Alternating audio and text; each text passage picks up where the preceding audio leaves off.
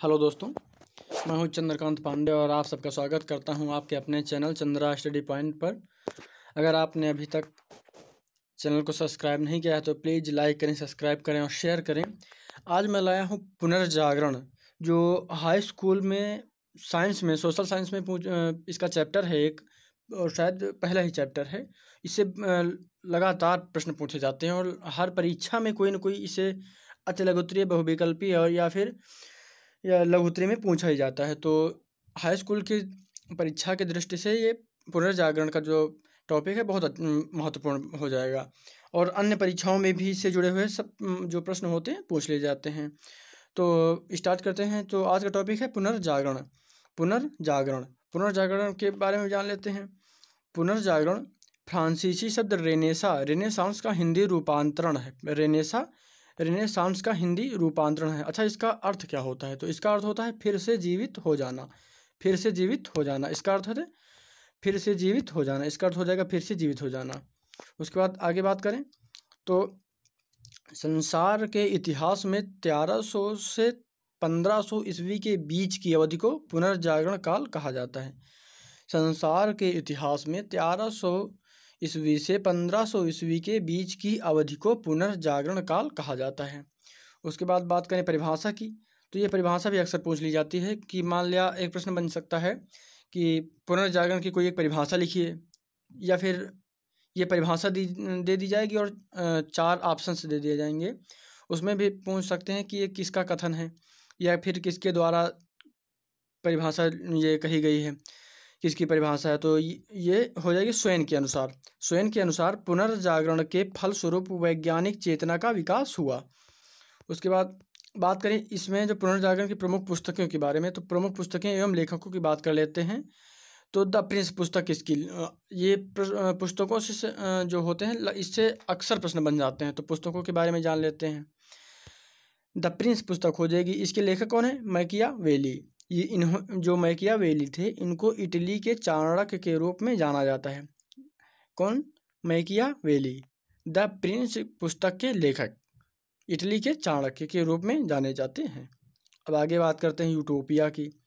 तो इसे यूटोपिया और यूटोपिया दोनों भी कहते हैं इसमें। तो इसके लेखक कौन है? टॉमस मोर। कौन है?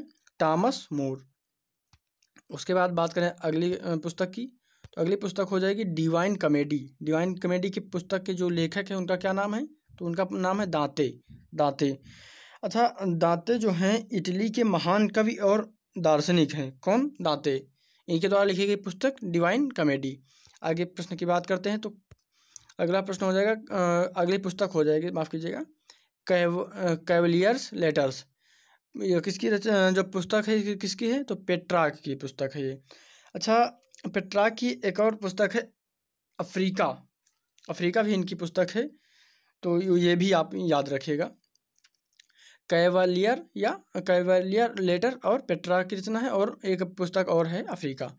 इसके बाद बात करें अगले प्रश्न की, अगला जो पुस्तक की मर्चेंट ऑफ वेनिस। ये किसकी जो पुस्तक है? शेक्सपियर की। अच्छा, शेक्सपियर की बात करते हैं तो शेक्सपियर के बारे में बात करें तो विलियम, इनका नाम है विलियम शेक्सपियर। ये अंग्रेजी के महान कवि और कलात्मकता के महान नाटककार हैं। तो माफ कीजिए, काव्यात्मक, तो ये हो जाएगा। इसके बाद बात करते हैं अगले प्रश्न की, तो पुनर्जागरण के प्रमुख वैज्ञानिकों की बात करते हैं। यहाँ पे पुनर्जागरण के प्रमुख वैज्ञानिक, तो वैज्ञानिक और उनके सिद्धांतों के बारे में जान लेते हैं। तो उनका नाम क्या है और इधर सिद्धांत हो जाएंगे। तो कापरनिकस की बात करते हैं तो कापरनिकस का सिद्धांत हो जाएगा पृथ्वी सूर्य के चारों ओर घूमती है। पृथ्वी सूर्य के चारों ओर घूमती है, किसका सिद्धांत था? कॉपरनिकस का। अच्छा, कॉपरनिकस के बारे में जान लेते हैं। कॉपरनिकस जो है पोलैंड में इनका जन्म हुआ था। ये खगोल शास्त्री एवं गणितज्ञ थे। कौन? कॉपरनिकस। इनका सिद्धांत क्या था? पृथ्वी सूर्य के चारों ओर घूमती है। तो ये किसका सिद्धांत था? कॉपरनिकस का। पोलैंड में इनका जन्म हुआ था। ये खगोल शास्त्री एवं गणितज्ञ थे। अगले वैज्ञानिक की बात करें तो अगले हमारे वैज्ञानिक हो जाएंगे गैलीलियो। इन्होंने दूरबीन का आविष्कार किया था। ये जो गैलीलियो थे ये इटली के निवासी थे। अगले प्रश्न की बात करें तो केपलर हो जाएंगे, माफ़ कीजिए इसे नीचे करते हैं थोड़ा। केपलर की बात करते हैं तो उनका सिद्धांत था ग्रह भी सूर्य के चारों ओर घूमते हैं। केपलर जर्मनी के थे। तो ग्रह भी सूर्य के चारों ओर घूमते हैं, यह सिद्धांत किसने दिया? केपलर ने। अगले जो सिद्धांत की बात करें तो हमारे अगले वैज्ञानिक हो जाएंगे न्यूटन जी। न्यूटन ने बताया गुरुत्वाकर्षण का नियम, इनका सिद्धांत था गुरुत्वाकर्षण का नियम। अच्छा, न्यूटन की बात करें तो इनका पूरा नाम क्या था? तो इनका पूरा नाम था सर आइजैक न्यूटन, ये इंग्लैंड के थे। और बात करें इनकी पुस्तक एक थी प्रिंसिपिया। उसके बाद बात करें अगले में माफ़ कीजिएगा बात करें जब अगले वैज्ञानिक तो रोजर बेकन, ये सूक्ष्मदर्शी के आविष्कारक हैं, सूक्ष्मदर्शी। तो अब महत्वपूर्ण प्रश्नों की बात कर लेते हैं, जो महत्वपूर्ण प्रश्न बन सकते हैं इसके बारे में कुछ चीज़ें जान लेते हैं।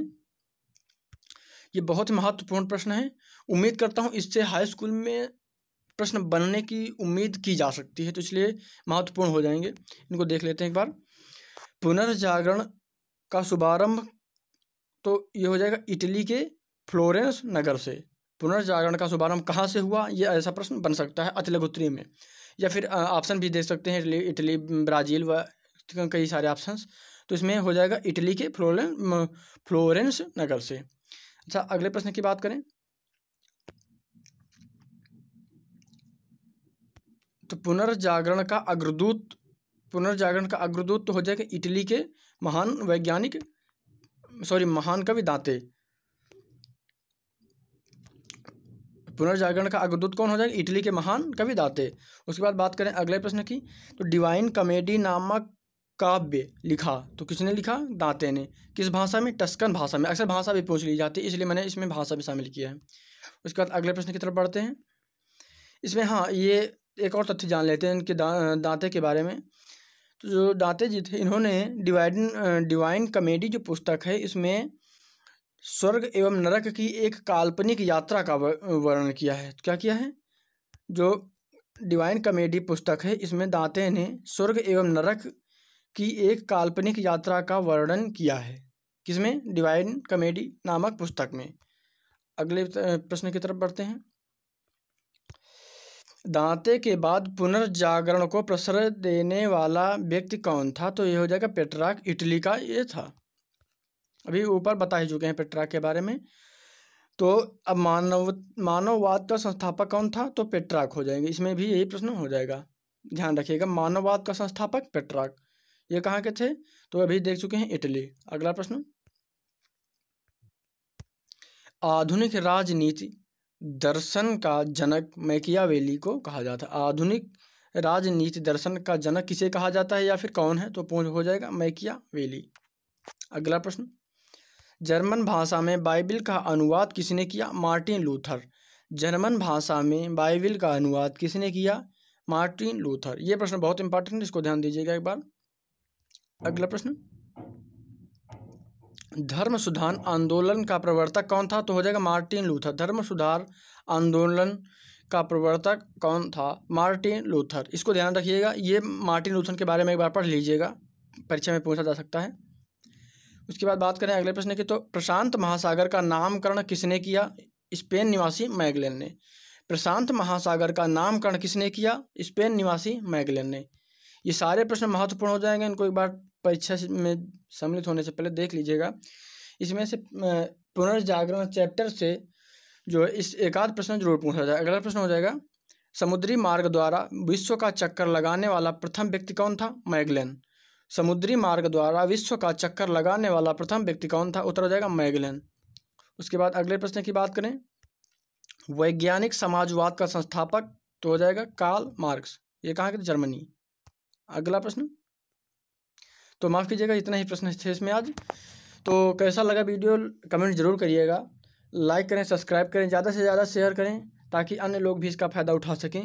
और मैं हाई स्कूल के हो सकता है हिंदी का भी पेपर बनाऊंगा अभी, तो हिंदी के मैं 100 प्रश्न या बनाऊंगा, लगभग 100 प्रश्न, और जिसमें से उम्मीद करता हूँ उसमें से परीक्षा में काफ़ी प्रश्न पूछे जाएंगे।